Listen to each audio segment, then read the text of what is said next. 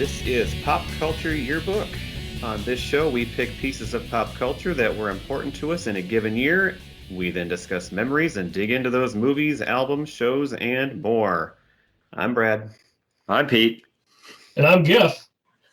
And this is 1995. We are starting a new year. Are we opening the yearbook, Brad? Let's open the yearbook, Pete. All right. I don't know what you guys are laughing at right now. It's making me a little awkward here. That's going to be, it means it's going to be a good episode. All right, then. So 1995. So we did do 1994 not long ago, but in the way things fell, we decided we could do one right up against that here right afterwards. So it's all right. It's all right. We can do whatever we want to do. It's our show. Right. Dan's not telling us what to do. If you don't like it, get your own show. That's right. and if they wanted to get their own show, Pete, what should they do? I think they should click on the link within our show page and sign up for Buzzsprout. It's super easy to use. Yeah. That's on the every single description of every episode, right? Yes, and if you do sign up, you get a $20 Amazon gift card. Yeah. Ooh. What do they sell? Not only that, but those anything you descriptions want. of the episodes, if you haven't read the descriptions of the episodes, I must say they are fantastic. Yes, I know, the person you really should check those out. Must have a master's in the English language. Somebody must, I don't know. Well, speaking of that GIF, that ties into, so tonight's choice is going to be mine, and we got Pete's next week, and we got GIFs coming up the week after that. So what we're going to do here is we're going to each kind of share our main memories of 1995 on the night or the day, whatever you're listening to, that we do that particular content. So since it's my choice for tonight, I'm going to talk about what 1995 was like for me. Always you guys about you, Brad. In with what you got there, Pete? I said always about you, isn't it? Oh, I know. It's funny how it works out, huh? So it's this kind of if we go back to our 94 episode, remember we had kind of the two-parter where we were in high school at first and then we were in college at the end of the year. So 1995 now, this is the end of our first year of college. And if you remember my long story that I went over in the Weezer episode, that first semester wasn't too hot, but the second semester of 95 was great. It was really hot. Yeah, really. So I had really gotten into my major by this point, which, as you mentioned, Gifford, is English. Mm-hmm. And so I kind of had like a purpose now. I'm not with her anymore, but I did have a girlfriend now at this point too, which really helped solidify things at that time. Solidify, that's what we call it. Just gave me, somebody to hang out with too, beyond. We might need to unpack that one a little bit more. No, we don't. We don't. I don't think Gifford wants to get too deep into no, I don't think we could get too deep into it. But anyway, she's great, and we had a good time, and so that made that semester more fun. I had started to find some new friends, and I just had a nice, easy kind of finish to that first year. Then when I went home for the summer, I got to work for my mom again. And so back to our Clerks episode, I worked at the corner store. And so I was working at home. I was working by my mom, which is a great job to have in college because it was easy. She gave me good hours, but I worked really hard and could work it out that way, but she paid me well. And it was just a really carefree summer because basically if I wasn't working, I was probably golfing, and where we grew up, I could play golf for basically nothing. I didn't even pay that nothing. My parents did, but it was still basically nothing. And Pete, we were all home, so we hung out and it was just a wonderful, carefree time. And I just remember so many things about how fun that was. One of those things that I remember of that summer, too, won't be coming up until our third episode, I think. I'm not sure which one, but do you remember what was huge in the summer of 95 in the news and on TV? O.J. Simpson? That's correct. That was just such a big memory of 95 is the O.J. Simpson trial. So all the other trial, stuff, not the chase. Yeah. The actual incident happened in 94. Right. Right. But this was now the trial. Right. Two big events happened in that summer. So I left Tyler twice that summer. Once was to go to Minneapolis, and I got to see my favorite all-time band, REM, for the first time in concert. And that was great. And what venue? At the Target Center. Nice. Oh.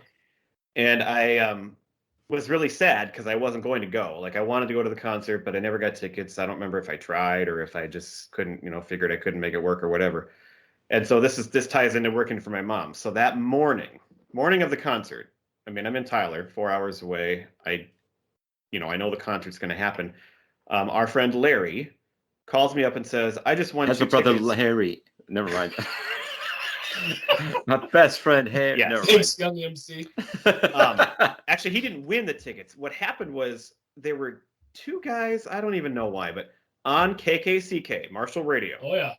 Somebody was trying to get rid of two tickets to that concert because they couldn't go. And they were and somehow they advertised it on the station, and Larry heard it, and he got them and he snagged them, and he called me knowing that, I'm the one that want to go more than anybody. And I'm like, well, I got to work tonight. And I mean, it's the day of the concert. What are you talking about? But of course, I told my mom. And so she worked for me that night. And I'm sure I made it up some other place. But she worked for me. We drove up there. And I think we actually stayed. My girlfriend, who I mentioned, was living in the Augsburg dorms that summer. And I think we stayed with her that night and then came back the next day. So it's just a quick little trip. But thanks to Larry, I got to see REM that summer for the first time. The other big event was that, and I mentioned this in our I can't keep track, but in the vacation series, we talked about our travels. It would have been the European vacation one. This is a summer I went to Nova Scotia to visit my brother, and so I already talked about that trip. If you want to hear that story, go back and listen to that episode. Just go back and listen to all our episodes. Yeah, so I mean, I'm not going to give We it would away. love that. You got to go back and listen. Nice teaser. So Nova Scotia, went out of the country, and I traveled on my own and got to go see him, and so that was fun. Then we moved back to college for sophomore year, and this was a big year because, first year I mentioned, even though I had a really rough start, I had a great roommate, and he was awesome. And so we lived together again sophomore year, but we moved into the other dorm, and it was now apartments, and it was for 4 people. And we didn't really know who we were going to try to room with. We asked a couple people, and they had already found people. And so we ended up, who hosts this podcast every once in a while, Dave, and him and our other friend, and then his friend Kurt, who I really had never met, were going to live together. And they also didn't have anybody else yet to complete their housing.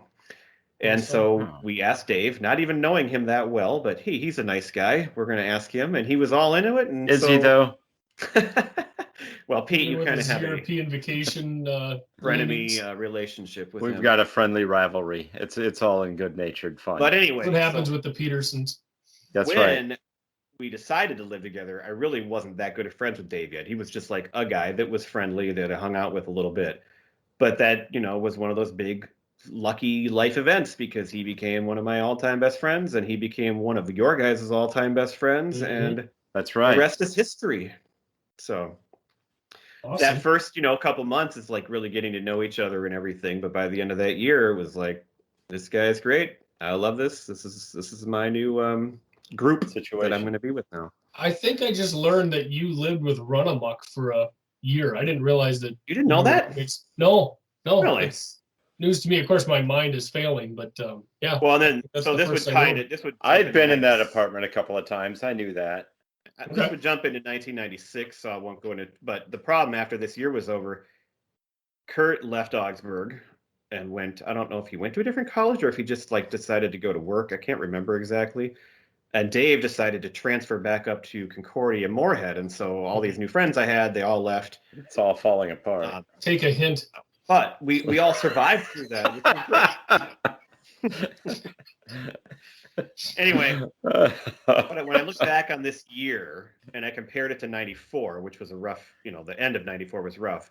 this was the year where I feel like I really figured everything out, got on the right path, found a good group of friends, got into my major, looked ahead to what my job would eventually be, which still is. And so it was one of those years I would still describe as very carefree. We were older, but by going back home for the summer, it was just, a wonderful time and not a lot of responsibilities still. And so it's great.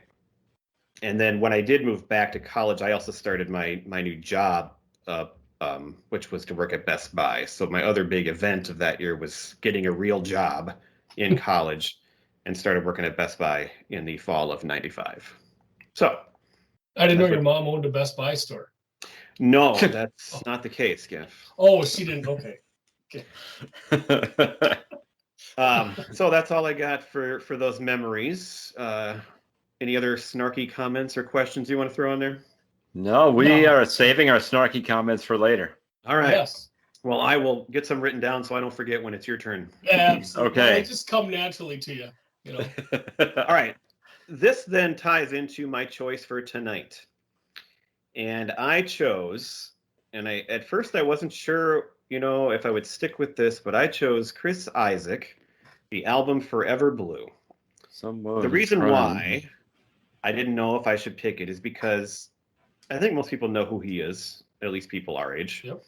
But he was never like a giant star. But he was always around in lots of different places, and so we'll get into that here. But it was just so meaningful to me, and that's what this podcast is about. And so it's like when I picked The Head and the Heart before, and Pete, you picked Tom Petty. These are albums that had a big impact on our life and in my personal musical history. So the reasons why I picked this album came out in '95. So I mentioned I was working at the corner store that summer. And one of those days, so there's really only one station to listen to, Marshall Radio. But the top 40 was on. And I swore that my memory was that this was like number 37 or something. But then I saw on Wikipedia that it reached only like 45. So sometimes they play like a song that's right on the cusp of the top 42, I think. So maybe that's what it was. Anyway, Casey Kasem or Shadow Stevens, I don't know who it would have been at that time. Casey Kasem. I think it was still Casey Kasem at that time. His first single, Somebody's Crying, off of Forever Blue. And I just fell in love with that song immediately while I was sitting there listening to it. This is a great song. Mm-hmm. And the thing is, I had heard of Chris Isaak before. It wasn't like this was just some totally brand new nothing. And I knew the song Wicked Game, which pretty much everybody knows. You guys know Wicked Game, right? Oh, no. So never mind. So I had that little bit of background of who he was and kind of always knew who he was, but didn't know very much. And when I heard this song, I'm like, holy crap, that is I love this right now. So I just had a feeling that I was going to love this album and love him as an artist. And I went out and bought that CD, a couple days later. And I fell in love. And it was a time when I was looking for new things to listen to. I mean, we're in college, so we're hearing all kinds of new stuff. I'm driving all the time, driving to and from work, driving to and from Tyler, 3-4 hours at a time. And becoming an adult, so I'm looking, for my own new stuff. And so I was always looking for new stuff, and there were different artists that really stood out to me that gave me that good feeling. Like when you talked about Tom Petty being a great driving album, Pete, I mean, I totally agree. And there's some other ones like that fit in with me. That's right. And I just had this feeling that Chris Isaak would fit all that. And he just sounded like this would be the most relaxing, cool music. He's a surfer. He sounds like Roy Orbison. And I was right, at least in my opinion. So I went and bought all his other albums. And in fact, our son, my wife loves him too. We'll get into more of that later. But our son is actually named kind of partially after him. It's not spelled the same, and we didn't name him after him technically. But part of the reason why we picked the name Isaac is because, hey, we love Chris Isaak, so that's just another reason why we like that name. I did not know that. Really?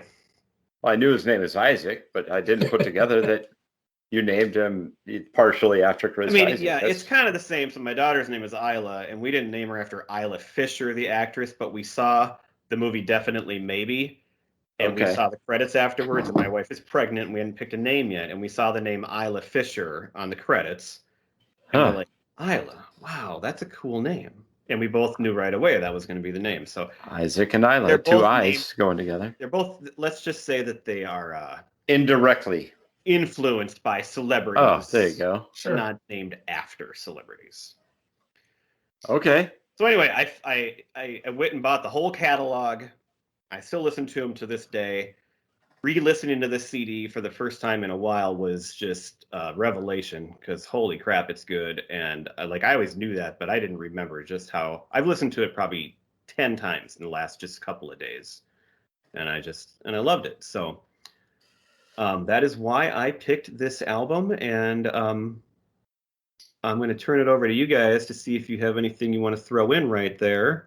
Well, I'll just say your initial response. Or I know, Pete, you liked it back then too. So I had the album back then, and I loved the album, and then I kind of shelved it. Never really gave it much attention lately. And then in preparation for this, I listened to it, and I found this one to be probably the most enjoyable show to prep for in terms of the whatever we had to watch or listen to, just because it was such a great album, start to finish. The musical shows we've done. I said musicals in our shows? text, but I think that, but I actually meant to say like the whole thing. I just thought it was start to finish. It's a great album. He does something that no man should ever do at any point ever, which is to express your feelings, how you feel towards a woman. But it's what the whole album is about. And Gifford, I didn't think about, and I remember listening to the album. I knew it was a lot of breakup songs, but you had texted that it's all a story that goes together. You said something to that effect. And when I listened to it in that context, just a little bit later, though. We will. That's fine. Okay. I'm not going to go into detail on it, but just in general, it is a story that kind of ties together. And just when you listen to it in that context, it does really change it, and you're listening for the different story points in the album. And so we'll get into the details of it, but yeah, Chris Isaak, absolutely fantastic. I also had Roy Orbison written down. I also had Buddy Holly written down. There was a song or two that made me think of Buddy Holly as I listened. He also just has that kind of the James Dean kind of style to him. I was going to say Elvis as a person. Too. Yeah. Well, there's a lot to if do you've with the seen him in hair concert, there, I think, we'll too. get to, he wears like these bright, sparkly suits and everything. Right. Yep. Yeah, and I had seen him in concert, but we're going to kind of talk about the concerts a little later too, right? But yeah, just his style. He almost kind of reminds me like he would fit into a Las Vegas kind of style, like the like the Swingers Club. Vegas show. That's a great idea. Yeah. All right, let's make some phone calls. Let's make it happen. Yeah. But yeah, he kind of fits in with Swingers. If you've seen the movie Swingers, which is one of our favorite movies too, I'm sure we'll do an episode on that movie. But it's sort of like that kind of same style, and he just kind of fits into it. I don't know. I loved it. So Giff, I don't know if you ever heard this album before this. So what was, and you had a great reaction too that made me really excited for tonight. So what was your initial or did you have any history at all with Chris Isaak before this?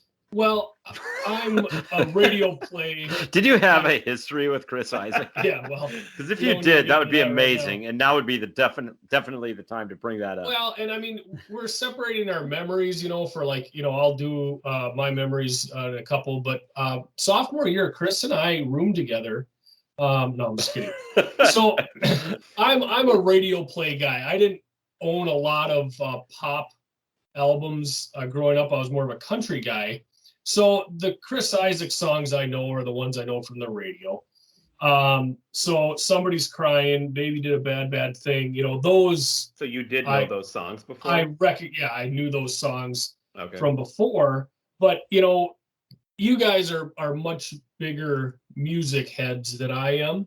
Wow. But, like when you guys talk about the order of songs on an album, I owned a ton of albums, mostly country, but to me, there was never a storyline to an album. And maybe it's because I was young and dumb and wasn't really listening. I just liked what was being played. But listening back to this, there is a definite order to these songs. which I really enjoyed. I caught on to what I thought was the theme of the album, which for me was fun because hey, I'm thinking and this sounds right and it sounds good, and he is a crooner. His voice is like you guys are saying, like Roy Orbison. He's just got a wonderful voice, and I did really enjoy putting this together for today because I've never listened to the album front to back, and I did so studying up for this episode, and I really found it quite enjoyable. Awesome. And then that made me so happy that I did stick with this choice because when I heard your reaction, it's like, well, this is going to be great. So, Right.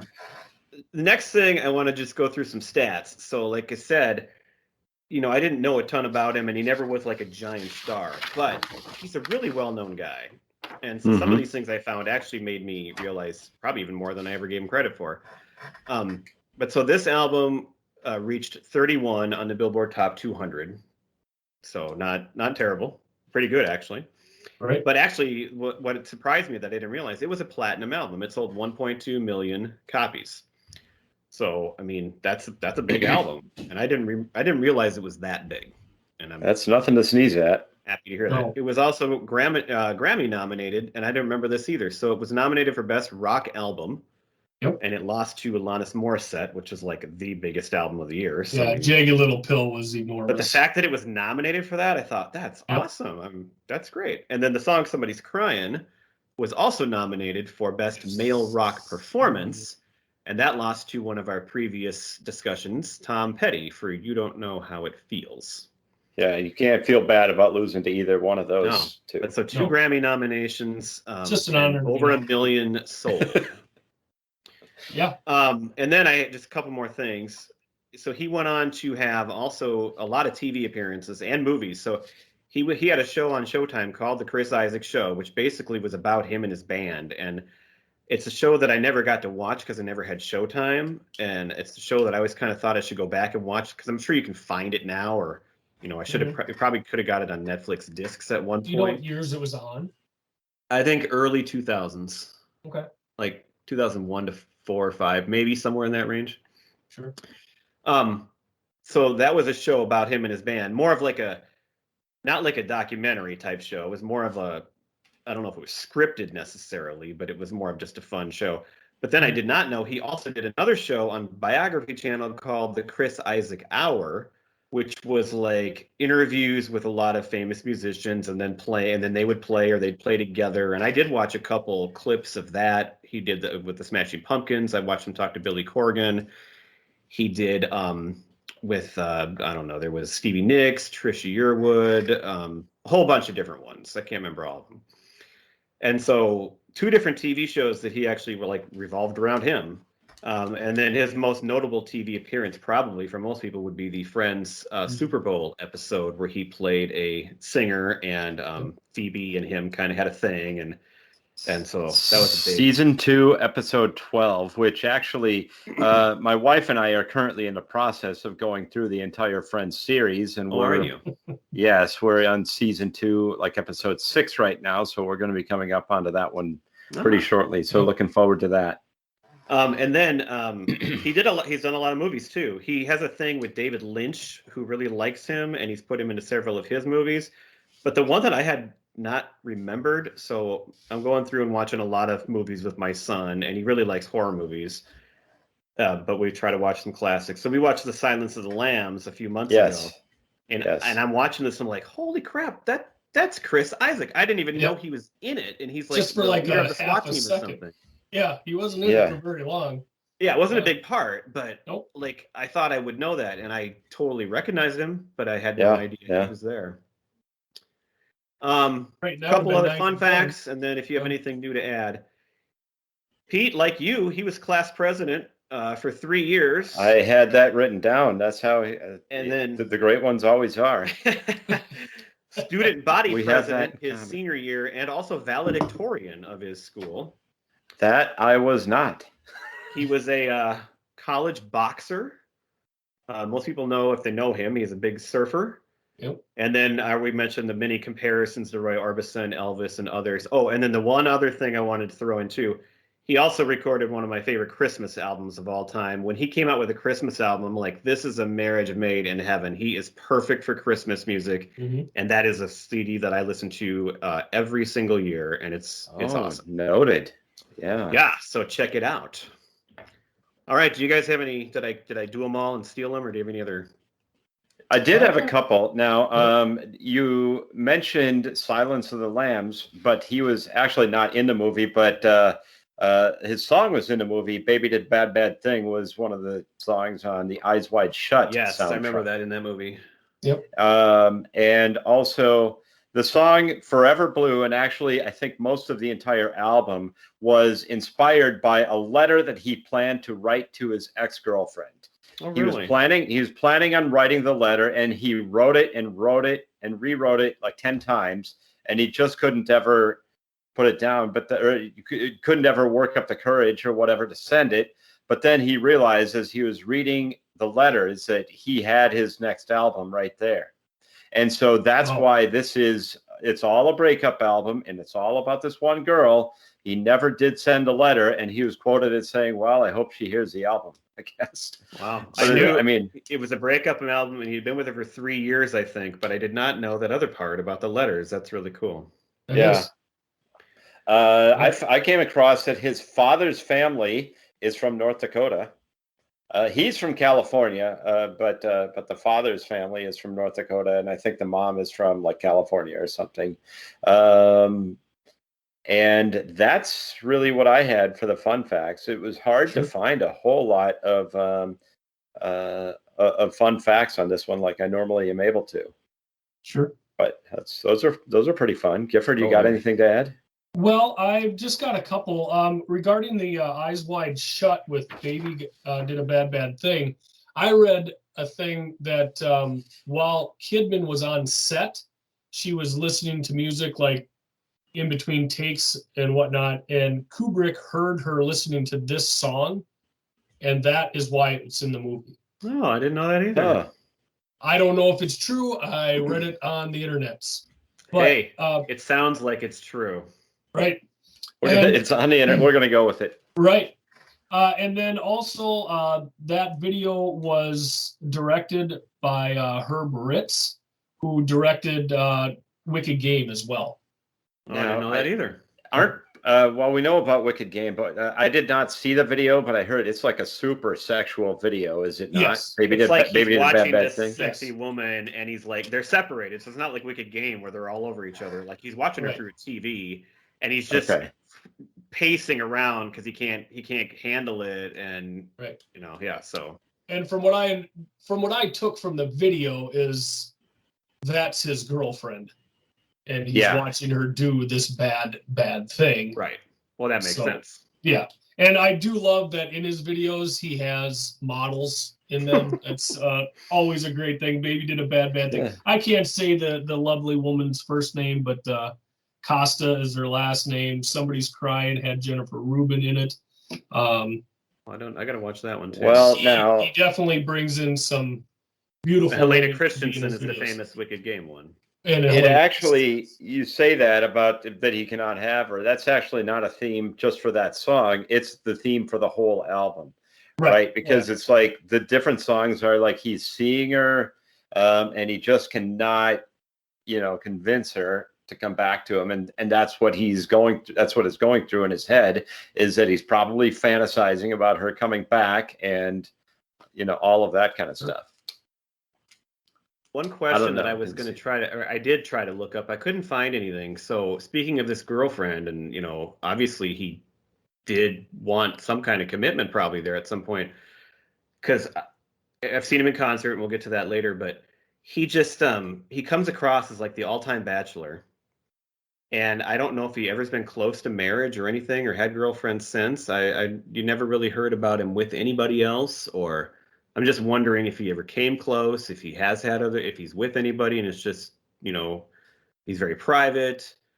But I'll tell you, I don't know. You go to one of his concerts, it's older people that like him, of course, and these middle-aged women, man, they love Chris Isaak. Yeah. Well, I want to know what's his ex-girlfriend's deal Why won't he's Chris Isaak? Why What's would she her not? deal? Why would she not go back to him? I mean, he writes an album for her that goes platinum, and she's like, "Oh, I don't want you back." Like, what's wrong with him? What? No, I think once the Come album on. is Oh, written, like you're gonna do better. Like you're gonna do better. Go for it. he probably That's what didn't I'd want be her like back. if I was Isaak. Look at this. I think the album was the thing that probably helped him get over it. So even if she wanted him back after that, it'd be like, too late. It's Right. over. Yeah. All right. So anyway, we're kind of getting into it anyway. So the next bit here is let's talk about the actual album and the songs. And Yeah. Let's I'm gonna do it. start with you guys because I've already said why I love it and everything. But like, what did you love or what did you notice about the songs? So I do have I want to hear Gifford especially because Sure. I've always known this is a breakup album, but I've never really heard like a coherent story in it. It just I've seems got like a story for you. it just seems like different songs that are all about that relationship. About breaking up. And but even not at the listening story. to it again, I'm not really catching, so I'm excited to hear what you have to say. I've got it written down. I picked guys up on it probably too. haven't I've got some listened to- things written down. There's And I wouldn't have caught on to it if Gifford hadn't pointed it out. And I appreciate Gifford Wait a minute. for all Am that I he the does. smart one in this episode? So far. So far. What Until this you album explain reminds it. me of is, I don't know if either of you guys listen to Olivia Rodrigo, current sensation. She's got all the top 10 hits in the country right now. Yeah, I'm missing that one. Yeah. Oh wow. Okay. Well, see, I have a daughter and she loves her, but I hear her. She's huge. It's like saying you don't know who Taylor Swift is. But her first Jesus. album. So much for us being Gifford. You're no longer the smart one on the show, apparently. Oh, I'm smart. I'm just not hip and with it and wow with Yeah. it. All right. I'm hip thanks to my kids. But she her first album is called Sour, and it's all just this angry breakup album. Like she is just ripping into this guy, and it's angry. Sounds like but Alanis. It is. It's like Alanis, but it's awesome. Like it's legitimately awesome music. It's like top 40 music, but it's also like really good listenable music for people like us as well, not just like teeny boppers. But so I've been listening to that a lot lately because we all love it in my family and everything. But so then I'm listening to this, I'm like, see the real connection there. It's like this is the adult kind of healthy version of a breakup album, whereas hers is the angry teen bitter version of a breakup album. And so it's a connection I made. You know, it's funny. I've got a note written down that I found in a song that we'll get to that we're not to yet, but that kind of that Chris Isaak as himself had said that compares to what you just said there. Oh, Go on though. That's coming later. A little bit later, yeah. Okay, I'm excited. Okay. Anyway, how about we're going Gifford, song by song, and I'll talk about it when we get to the song that he's Gifford, why don't referencing. you go and tell us, since you were the least well known of this and you had a big reaction to it, you start us off. Well, do you want me to give you the storyline like one after another? I mean, I really do. Okay. So I'll go right. Are you right just? down the Is it list. going to be going song by song then? Yep.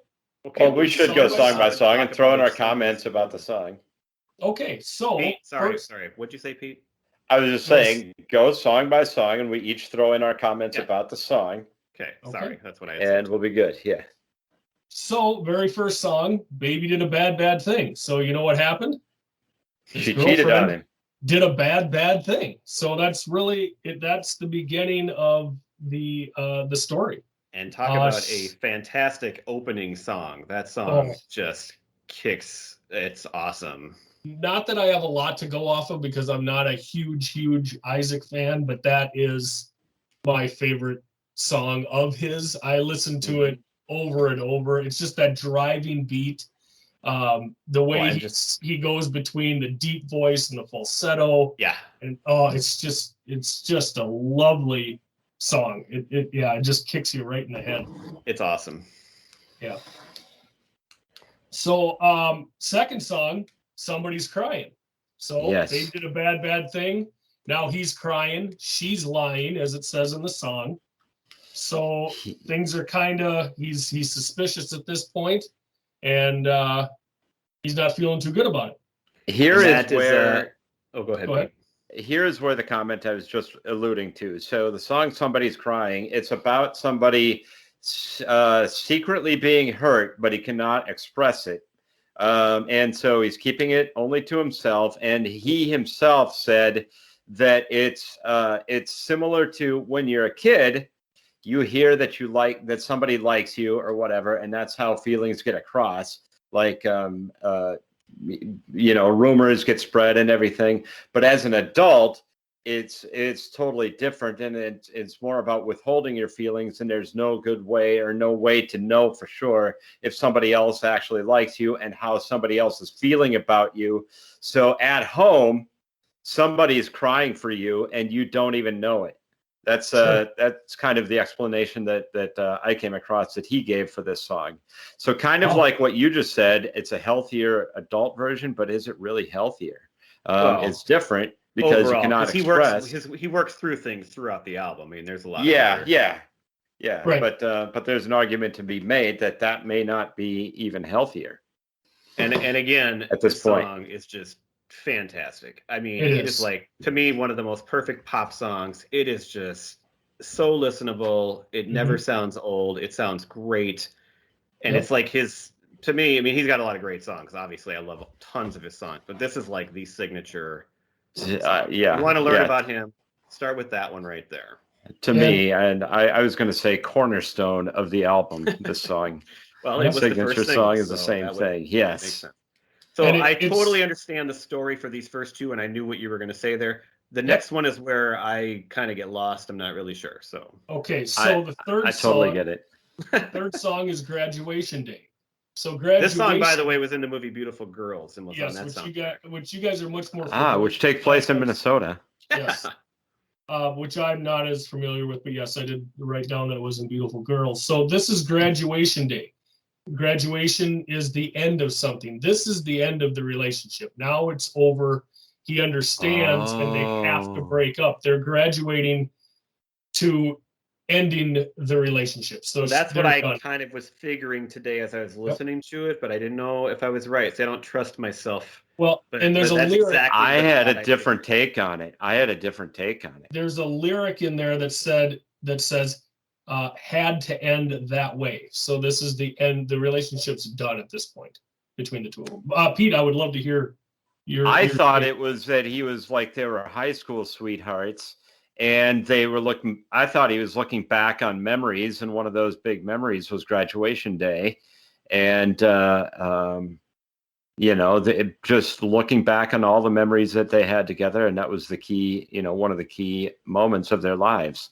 After listening to the lyrics, I think Gifford is definitely right. Wait a second. Are you saying looking at his real life, if this was a girlfriend of 3 years and he's like in his 30s, he wouldn't have been with her in high school. So I think you're totally wrong, Pete.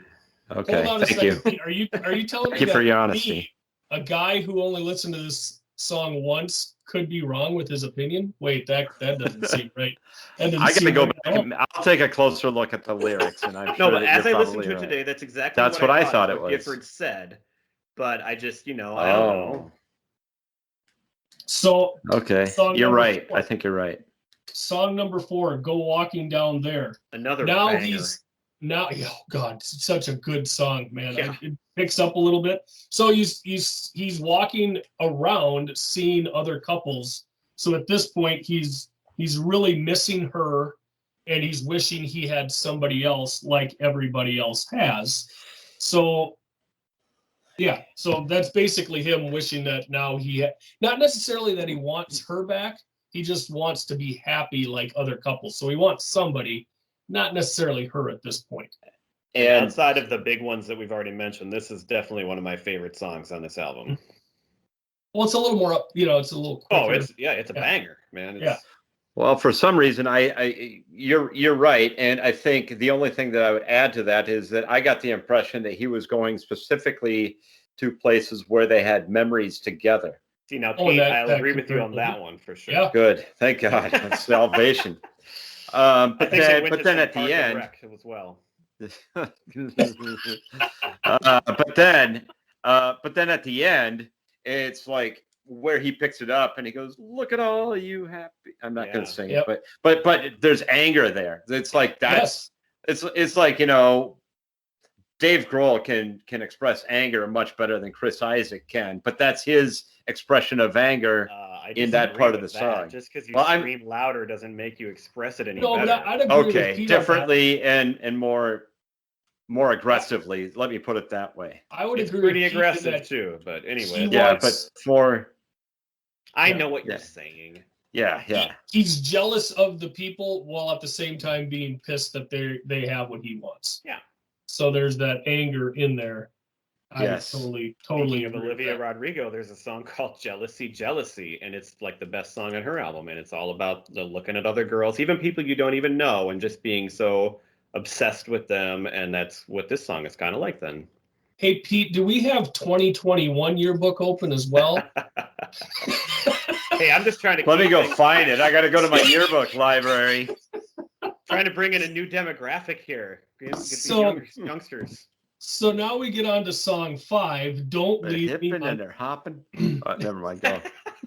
And they're bipping and they're bopping. So the 5th song, Don't Leave Me on My Own. This now is where he is really missing her. So now And this is it's just not a that nice he's- little short song. Very, Yep. very quick and breezy.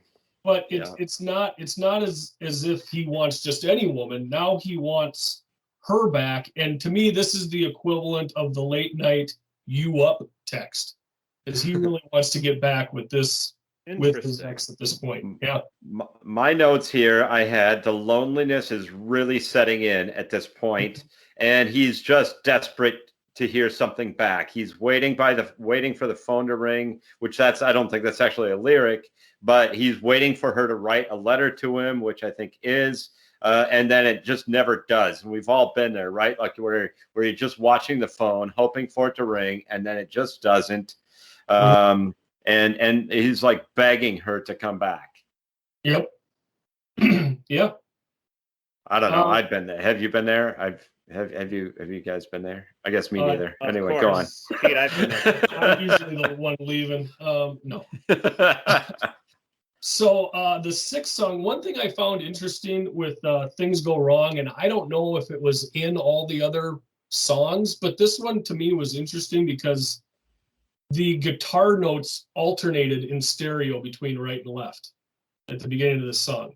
Oh. So I had my headphones in, and it would just go back. Oh, and you're forth talking between in the two. headphones. I wasn't listening Yeah. it on my headphones on this one, but and so I guess I didn't notice that, but that's a good This observation. is another song I love, and I love how Yeah. it builds. And it doesn't really get angry, but it just builds. He gets that strong Yeah. voice at the end and everything, and I love the song. So in It's this sad, song, but then it yeah. just keeps picking and building, and I love those kind of songs. In this Isaac's song, view, love Okay. is stronger. Their love is supposed to be stronger than any one mistake or incident. That's what I had written down on this one. Yep. And what I have written down is he's reassessing if what the bad thing that she did is really that bad. And he's trying to rationalize what she did and try to minimize it. And yeah, you know what? It probably wasn't that bad. So you know what? I would like to have her back. Like So maybe that- I made some mistakes too. Yeah. So that's what I had written down for 6. He's going back to the first song, going, no, it wasn't that bad. So for the 7th song, Forever Blue, the Title name track. of the album. Yep, the title track. Now he's depressed. He's super depressed. Yes. The line in there is "No reason left for living." And this is right in the middle of the album. Yep. And it's very slow, but I love it. It's just such a pretty song. It's just one of those, even though it's really sad, it feels like you're sitting on a beach, and it's just so like sentimental and relaxing at the same time. And some people, I'm sure our friend Dave would say this is like one of those songs that would put him to sleep. I love it. I think it's a great Mhm. song. I was thinking that this is like he's going through the 5 stages of grief or whatever. I don't know if it's 5 or 6. I don't know. I don't grieve, but Push it all down deep, Pete. Push but it now all down. Okay, but now he's at the acceptance phase. Ain't He's got time to accepting, but what he's accepting is that that he'll never be happy again. It's just like, this is it. This is how he's going to feel forever. He's never going to be happy again. Sure. And which is an odd thing to be accepting of, but that's just the way that his life is going to be. He's forever blue. So, and I have his acceptance a little later on in the album. It's a different kind. I think I know where you're going to go with that, but it's like a different kind of acceptance, and maybe it's sure. I don't know. I don't know what the 5 stages are, but maybe it's a different phase. Grief. Basically, in this one, he's super depressed, and she ain't coming back at this point. So now we move on to the 8th song. There She Goes, and I took this as now she's got a new man. And he is just completely devastated. She's moved on, and he can't. But this is just another really light, breezy song, too. So it doesn't fit what you just said as far as like the feel of it. No, but if you listen, the lyrics. I'm not saying it's not about that. I'm just saying the music part of it doesn't fit that. If you're saying, it's a kind of a happy sounding song. It is, but it's just like it's almost like sarcastically happy, though, in the sense that he's like, well, there she goes, that kind of thing, how you'd say that. But this actually I had starred as one of my 2 favorite songs on this album. Wow. I love the song. I loved how it sounds. I don't know. I have this middle part of the album the whole thing, but kind of starting with Things Go Wrong, Forever Blue, this song, and then the next one. These just all are like the sing-along songs to me. Like you just put them on. It's kind of like that part of Tom Petty that I love in that album, where I can just sing along, and they're all different. Like one's really slow and sad, and some are kind of happy, and but they all are songs I want to sing along to. Yeah. And I just love this middle part of the record. It's got a great feel to it. Yep. So the 9th song, this is where he has a change of heart for a night. This is Going Nowhere, and this is about he's looking for a rebound chick.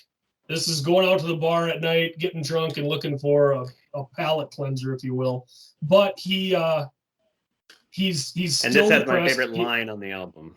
Well, and he has super low self-esteem still, because nowhere is where she's going, and he's the nowhere that she's going to. This new chick that he's checking out, the rebound girl. He's is like nowhere. Sorry. Oh, I thought I had to take that it was that she's going nowhere. He can see that she's not happy, and so he's like, kind of sticking it to her a little bit because she's not going anywhere. Sure. So I don't know.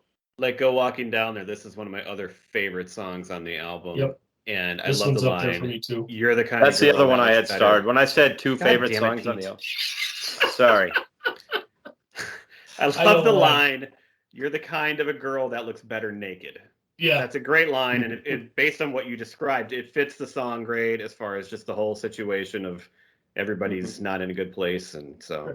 And to me, he's saying that to a new girl at the bar. Like he just walked into a bar. It's a little more upbeat. It's like, a night out on the town, and she's the kind of girl who looks better naked, and that's his pickup line. But she's going nowhere, and that song is awesome. And the whole, it's pretty smooth. Yeah. So much of the chorus is just him going, hey, hey, hey, and all. I mean, just not even, but it's, again, you just sing along. It's just fantastic. Right.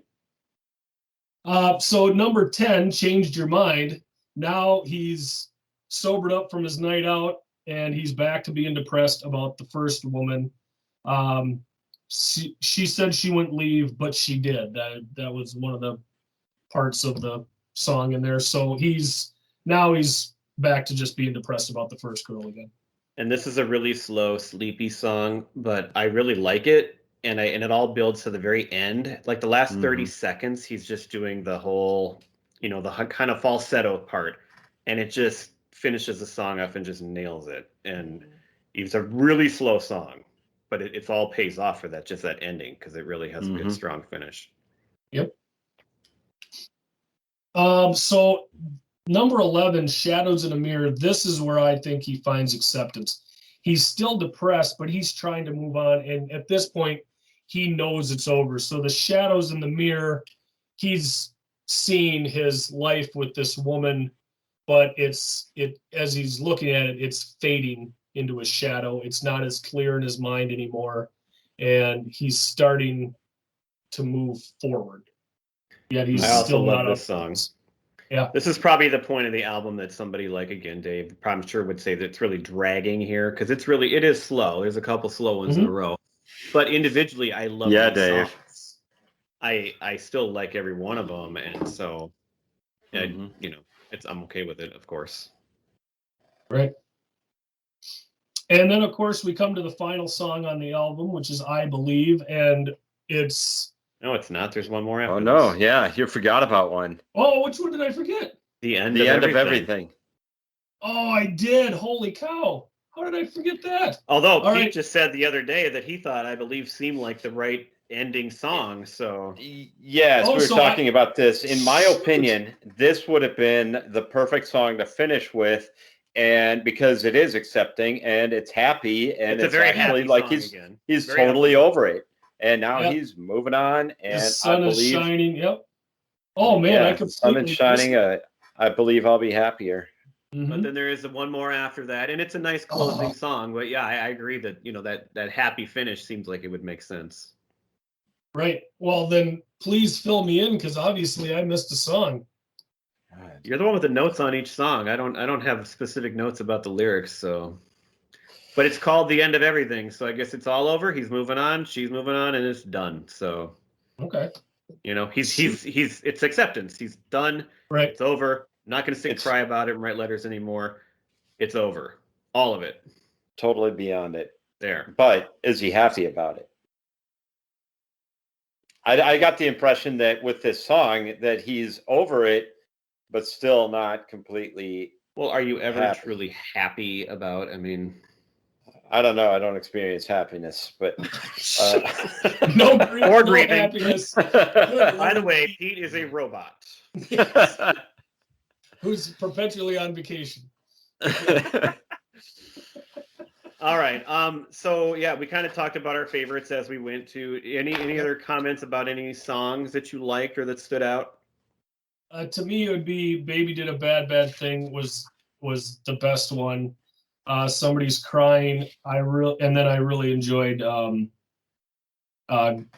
Nowhere." I thought that was a great song in there as well. The two that I had starred as my two favorites were "There She Goes," which I've mentioned, and "Go Walking Down There." All right. Mm-hmm. Those are my two favorites, but it's all, I mean, somebody might say that doesn't like Chris Isaak might say that all the songs kind of sound the same, but I think I don't see that. I think that that's what I don't kind of like either, the but Foo I just Fighters. think that you have your happy songs and you have your slow songs and you have your fast songs. Yeah. But I'm not criticizing him. I think it's a great album all around, and I loved it. Yeah, fits together really well. Yes. All right, so the next thing that I wanted to bring up here, so obviously I loved him as an artist. I loved all his albums, but then the other thing that really made him bring to a new level is we saw him in concert. And so I've seen him in concert 3 times. The first time I saw him, and I'll remember this night forever because this is like a historic Minnesota night. So it's one of the first times I ever voted, and it's the night Jesse Ventura won the governor of Minnesota. Really? And I remember my brother and me went to the Chris Isaak concert. It was at the State Theater or the Orpheum, one of the two. I think it was at the State Theater. And before the concert, I voted, and I actually voted for Jesse. I mean, I'm like, I wasn't really going to, but I got to the voting booth. I'm like, just go for it, whatever. Turns out that's not always a good idea. Nope. But it was still a real. And then we got out of the concert, and so it's like 11 o'clock now, and the results are coming in, and like, holy cow, Jesse's going to actually win this thing. And so it was this night of like these 2 events. But forget about the politic part. In concert, Chris Isaak is a absolute showman. He is awesome. he wears these bright big suits. He's got this great band. Glittery rhinestone. He has obviously great songs to play, but he's so entertaining, and that's why he got all these TV shows. I mean, he is so entertaining. He'll talk to you. It's hilarious. Like, he tells great jokes, and it's just like a 2 hour, entertainment show with great music, and the guy just knows how to do it as good as almost anybody I've ever seen. I actually think he doesn't actually take himself too seriously. Well, I agree. To that point. That's what makes himself. He's self-deprecating too. And he knows. I mean, I think he gets the bit, and he's not wearing those glittery clothes and everything just to be a showman necessarily. It's a bit, exactly. So anyway, it's like when Mike Mills wore those for REM. Mike Mills is not that kind of guy, but that was a bit for that album. That was like what he's going to do now, and he wore the most ridiculous, crazy, studded suits you could find. Yeah. So I saw him that time with my brother, and then I met my wife, and she loved Chris Isaak after we listened to him, and we saw him 2 more times. One time again downtown, and then one time at the Minnesota Zoo, which is a really awesome venue for a concert. And it's always a great show, and he's somebody I would totally go see again. And it's not just the music; there's so much more going on, and he's fantastic. So I asked you guys to create a list of your favorite, and I don't know what you came up with, but my list is either concerts that you've been to, live performers that you love to see, or even like venues that really stand out. And so I made a top 5 of just kind of revolving around live shows. Before you get into that, I do want to mention that I have seen Chris Isaak in concert when the former employer that I used to work at, annually they would have a charity golf classic, and you could go, like, if you were like really high up and had lots of money, you'd golf in this golf tournament, but for the rest of us that worked there, you would get invited to this like banquet and everything, and then they would always have like a really, really super big name. Like, they've had Beyonce, I've seen Elton John, and actually Chris Isaak, getting back to your earlier point, as far as the names they've gotten for headliners, is not the biggest name, or was not the, obviously almost not. in a lower tier, but that was probably the best show. They also got, I actually thought the ones I enjoyed the most being at were Chris Isaak and John Fogerty, which was also like at this point, I mean, but they would always get like big names, but those were the 2 that stand out as being the most fun.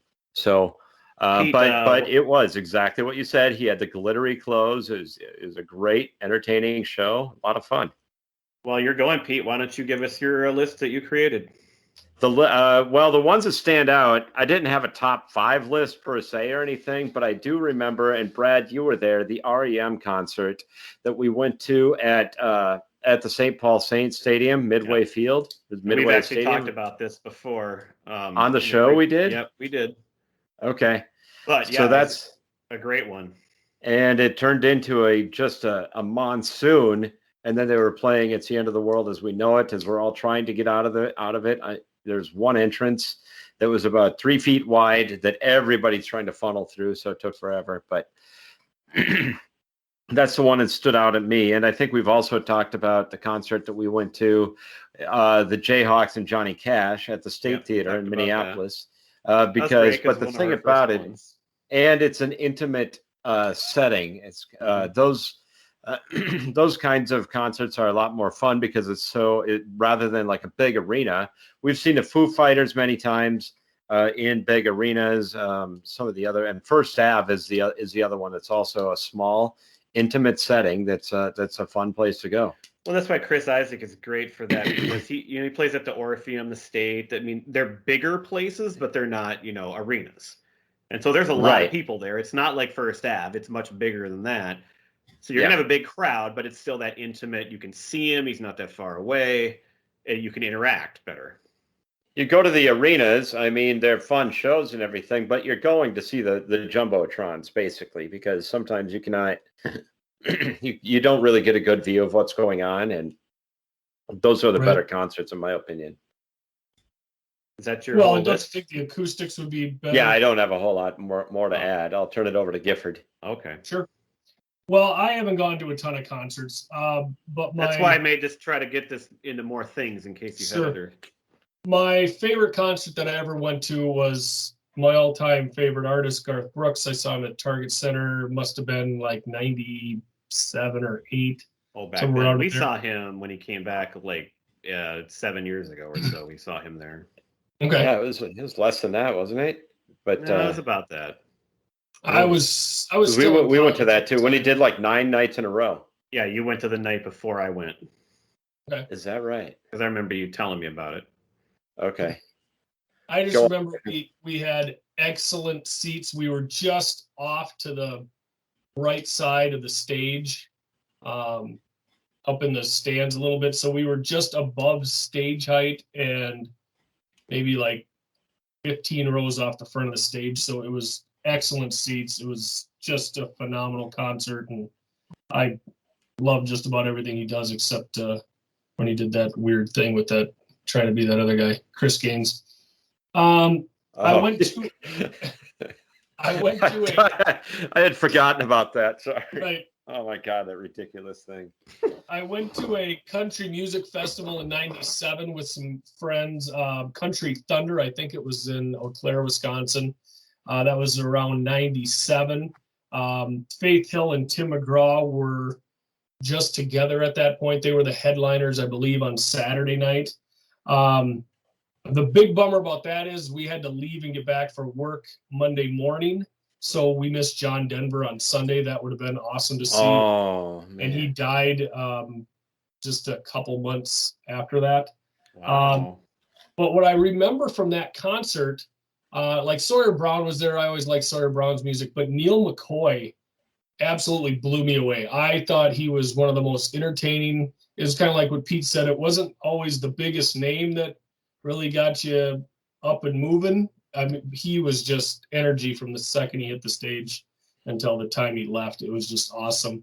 And of course, I would be remiss if I did not bring up Johnny Holmes at the Showboat in Lake Benton. I mean, as far as bands and concerts and the Linwood, and for the venues, we gotta go back to our roots and high school days, going to those concerts as well. All right. So that's about what I got there. All right. So I just these aren't like I did a kind of a mixture of different things. So my first two, like the two best performers that I think I've ever seen, that I've seen multiple times, that I'd go anytime basically, are the Foo Fighters and Chris Isaak. So that was my beginning of my list. Then I wrote down Red Rocks because I've been there twice, and as a venue, that's just, it's just spectacular, and I would love to go back there. Speaking of that, I mean, Chris Isaak would be awesome at Red Rocks. That would be like a dream scenario. Oh, that would be the Pete, perfect set that up. venue for him. All right. My number 4, I was trying to think of like my favorite concerts of all time, and there's lots of different ones, but one that really stood out. So I was too young back when the Joshua Tree came out, and I didn't see U2 for a long time. I did finally see them in 2011, I think, and that was a great show. But they did a 30-year anniversary of the Joshua Tree in 2017, and that was like, I was so excited. Couldn't believe I was going to get to go see that concert 30 years later that I couldn't go to, because it's my favorite album of all time. U2's awesome. And not just that they played that album beginning to end, but before the album, they played like their biggest hits from when they were before that. They played Sunday Bloody Sunday and Bad and those kind of songs. And then they played all the Joshua Tree, and the whole stage was just this awesome, cool thing. And then when they got done with that, they played some of their newer hits like Vertigo and Elevation and like Mysterious Ways. So it was like you were getting the whole span of their greatness, with the centerpiece being that album. And some of those songs on the Joshua Tree, they like hardly ever played live. And so they're playing them all live now, right in a row. That was just fantastic. I still can picture so much of that. And then you brought up arenas, and so I was trying to do a top 5. I wrote down stadium shows. I was trying to think of like what's a good stadium show that I've seen like really huge. And so I wrote down 2. My whole family went to see Coldplay at US Bank Stadium that same year, 2017. And they're another band that puts on just a fantastic live show. Whether you like them or hate them, they are a great live band, and they put on a fantastic show. And it was a special one because all 4 of us went, both kids, me and my wife, and she loved it. And then the other one I put, so you guys know I'm a big Taylor Swift fan. Oh, yeah. But oh my God, Get yeah. the line, buddy. Way back when we first started to get into her, my wife was like, I like Taylor Swift. I want to go see her in concert. And we had missed a concert she did here. And so I looked up concerts, and she was playing in Arrowhead Stadium in Kansas City. And I really wasn't much of a fan yet or anything, but she just had an album that came out. And I'm like, hey, Kim, let's go to Kansas City. And so we took a weekend, and we went and we saw her, and it was a great concert. And she's put out just great stuff ever since. So that was a fun one because it was just me and her, and it was out of town, and it was this big, I've always loved Arrowhead Stadium. Like, I'd love to see a Chiefs game, and I probably never will, but I did get to go to the stadium to see this concert. So that was those are the things that jumped out at me when I made that list. I did forget to mention one. I did see Metallica at US Bank Stadium. It was the first ever event at US Bank. And of course, Brad, you weren't there. Gifford, you weren't there. But Dave, our co-host, was there, and he loved the concert. Absolutely hated the ending because they famously dropped a whole bunch of black balloons at the end of the show when they were doing Enter Sandman. And Dave thought it was the dumbest thing that he had ever seen in his entire life. Metallica and balloons do not mix. No. Those sellouts. And he went off the rest of the night about those balloons. But anyway, no, Dave doesn't do that. He's pretty efficient. Are you done? No, I'm done. Yeah, yes, I am done. And then to wrap this up, because I kind of had 2 ideas I asked you guys to make. So Chris Isaak, I've described, he's not a giant star. He's not Taylor Swift. He's not Beyonce. He's not the Beatles, whatever. Those are big, big stars. But he's a very well-known artist who a lot of people love. And what I love about concerts with artists like that is you're a fan and you go to that, you're so excited, but then you realize there's like a couple thousand other people here that love him just as much as I do. And like, you don't know any of them. You didn't even really know they existed, but they're out there amongst you everywhere. You form and the concert, the concert is the thing that brings them together. And so I asked you to make a list of who are some of your favorite artists who you would consider to be not, major stars that everybody's heard of, but maybe never got to that level, but they put out like a consistent amount of good work and you love it and you would like listen to it all the time. Sure. There's a couple that stand to mind, or that come to mind for me. One we've talked about briefly on the show before, and they are actually a follower of ours on Pop Culture Yearbook, and that's a country music band called the Mavericks. Yeah. To me, they should have been as good as any other band, as popular as any other band. Their music is, awesome. I just don't get why they didn't make it as big as something like Rascal Flatts or something. They're actually similar to Chris Isaak in like their sound and their look and everything. I did have that. I didn't mention it, but I did have that exact same thing, that note written down on Things Go Wrong, where Chris Isaak sounds a lot like Raul Malo, who's the lead singer of the Mavericks. So, So other bands I had, Semisonic, the Jayhawks, Jet, and the Fratellis.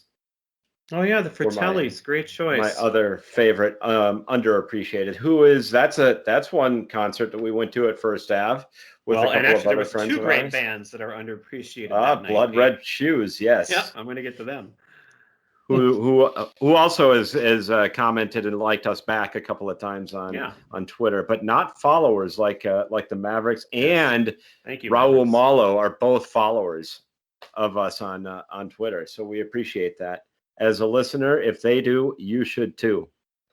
So I'm not closing out the show yet, but I want to turn it out over to Gifford. All right. Well, I have on my list Chris Ledoux. Yes. Grew up as a bronco rider in the rodeo, and to pay for his way around the rodeo, he wrote his own music and then would sell CD or tapes, I suppose, at that time at the rodeos in order to pay for his way around. He wrote 22 albums in the 80s, wrote and performed them, self-promoted them. He has 30 in total. Wow. I have on here also. Chris Ledoux. They get Garth Brooks gave him a shout out in "Much Too Young to Feel This Damn Old" is the name of the song. Where Garth Brooks, part of the lyric is "worn out tapes of Chris Ledoux." Yes, and he exploded after that. His popularity did explode after that, and Garth Brooks, I believe, also did a tribute to him after his death. Died. Yeah, he died. Another one, it doesn't really make a whole lot of sense because obviously everybody knows them and their library is extensive and wonderful, but CCR never had a number one hit. And it's just insane. They had like 5 or 6 number 2s, never had a number one hit. I think that's criminal. So underappreciated, maybe in their time for not getting quite enough airplay to push them over to the number one spot. Funny you bring them up when Pete mentioned John Fogerty earlier. Yeah. Right. Another one I have, and again, everybody knows who he is, but he's not on the level of, say, George Strait or Garth Brooks, and that's Dwight Yoakam. Nailed it. Great choice. 20 albums. He is my favorite country artist of all time. Yeah. Well, and the thing is, he's kind of an outsider of Nashville. He's not, and that's what makes him great, I think. But why he never probably achieved the fame that he would have if he would have been in the system. When he started in Chris Isaak of country music. Yeah. Well, actually, they are very similar, and they're both actors. Yes. Right. Yeah. Yes. They are very much roles, alike. yes. They've got bit roles. Yeah. Well, and when he started in Nashville, his honky-tonk music wasn't what Nashville was looking for at the time. So he actually left and went to LA, and he would tour with punk bands. Like he was. I don't get that. He's got the perfect honky-tonk voice. But that's not what they were looking for at the time in Nashville. That's what sucks about country music. It's all manufactured. It's what you hate, Pete. Right.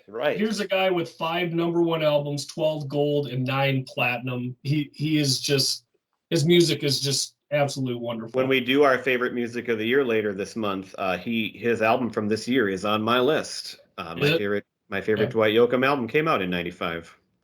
And then my last one on here is from our youth, Glass Knife. Never got the due that it had coming. So very good. And church pencil. Now you're going to have thousands of listeners going to be Googling for Glass Knife and trying to download their music and not being able to find them. Good luck with that one.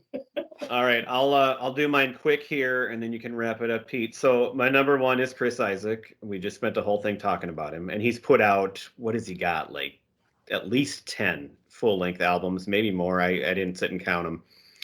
And one after the other. And they go all the way back to like 1985 was his debut. I mean, they're extensive and they're great. How old is he now, do you think? I looked it up. 65. I forget. I think, he's in his 60s now. 65, okay. Yeah, I think so. My number 2, we talked about on this podcast, so was The Head and the Heart was an easy one to put in. I talked about this very thing, about how they should be huge, and they are getting fairly popular, but they're never going to be like a top 40, like major, just even though they're great. You mentioned 2. I put for number 3. I put 2 local ones together, and you mentioned them, Pete. The Jayhawks and Semisonic, both amazing. Not much alike, but amazing bands, and people in Minnesota love them, but they should have been loved everywhere. Number 4, I have the Vaccines, who I believe are huge in England, but they have never become huge here, and they are some of the best rock, like power pop music there is out there. I loved everything they've ever done. At number 5, I had Pete Yorn. He put out one of the greatest debut albums I've ever heard, and he's put out many since. And he was kind of big in the early 2000s, but never took off. But he's still out there. I actually saw him in concert 2 years ago. It was fantastic. And then you mentioned the Fratellis, Pete. And when we went to see the Fratellis, this band, the Blood Red Shoes, opened for him, and I'd never heard of them. And they are 2-person, a man and a woman. They blew the roof off of First Ave. They were the stars that night, and I love them, and I wish they were huge. And then I had one other one. Group Love is another great band that I love, who's put out a whole bunch of good albums, and they're fairly good in the alternative world. But again, they're the kind of music that I would think would play on all kinds of radio stations, but they've never become huge. So. And we did go see the Blood Red Shoes again. We did. We made sure to go see them. At some bar like in St. Paul, right? Yeah, it was the Turf Club. Yes. And when they come back someday, we will. After the pandemic, once these things start to happen again, we'll absolutely go again. So I really enjoyed that. I'm so glad you guys loved that album. It made me feel validated that I chose it, and that was really fun. Yes, I hope it the only better listen to that people, than that album. Sorry. I hope people that are listening, I hope a couple go out and listen to it and find it as enjoyable as we did. The only better listen than that album is this podcast. Let me put it that way. All right, that's all I got. On that note, we will close it out. Be sure, we mentioned at the top of the show, if you are interested in starting your own podcast, you can earn $20 by clicking on the link that's in our show page in all of our episode descriptions. If you scroll down a little bit, click on the link. Buzzsprout will help you get started. We would greatly appreciate that. And be sure to give us a follow on Twitter, Facebook, like us on Facebook, comment on Facebook. We've been responding to some comments today on Facebook. Good little conversation about a comparison between Bill Murray and Chevy Chase that we may have to dive into in a future episode.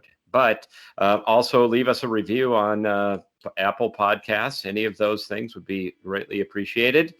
And I think that'll do it. We'll close out the show with a little Preacher Row. Thanks for listening. What is our next episode, Pete? Oh, the next episode, we're sticking in 1995. We're going to talk about a hilarious movie called Tommy Boy with David Spade and Chris Farley. There you go. Looking forward to it. And it's your choice. It is my choice. You'll get to hear all about my memories of 95. Yay! Thanks, everybody. Bye. See you guys. Bye.